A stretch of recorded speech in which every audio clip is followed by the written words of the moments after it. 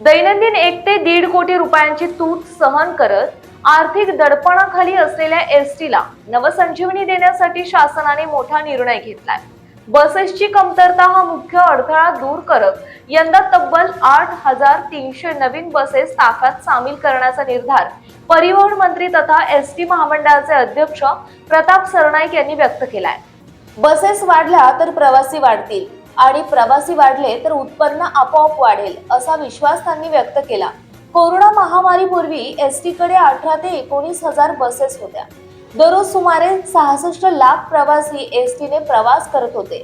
मात्र महामारी आणि दीर्घकालीन कर्मचाऱ्यांच्या संपामुळे गेल्या 4-5 वर्षात बस खरेदी रखडली। परिणामी 2024 अखेर बसेसची संख्या घटून सुमारे 12,600 वर आली।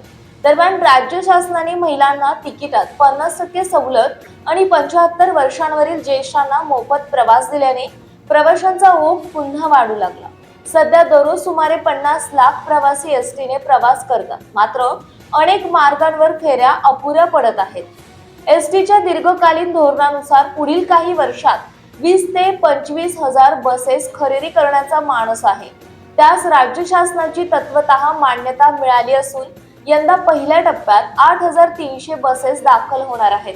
त्यामध्ये 3,000 3x2 आसन रचनेच्या 55 आसनी बसेस मार्च पासून टप्प्याटप्प्याने आगमन होणार आहेत। या बसेसना राजमाता जिजाऊ साहेब यांचे नाव देण्यात आले असून 2 शहरादरम्यान गर्दीच्या मार्गांवर धावणार आहेत।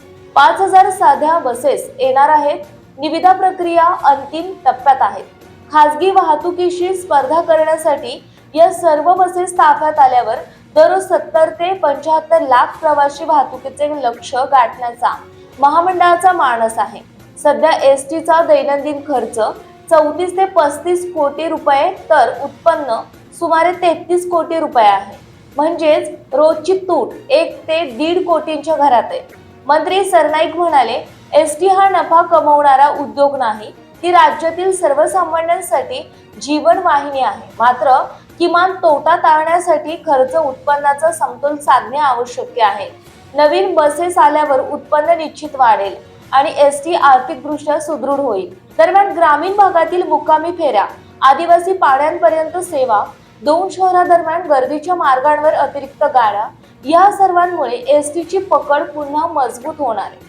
राज्याच्या कानाकोपऱ्यात धावणारी लालपरी आता नव्या जोमाने, नव्या ताफ्यासह आणि नव्या आर्थिक बळावर पुन्हा भरारी घेण्याच्या तयारीत आहे।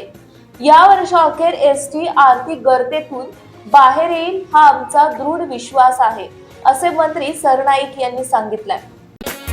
विश्व न्यूज मराठीची जाहिरात म्हणजे आपल्या उद्योगाची भरभराट। आपल्या व्यवसायाच्या उत्कृष्ट जाहिरातीसाठी आजच संपर्क करा।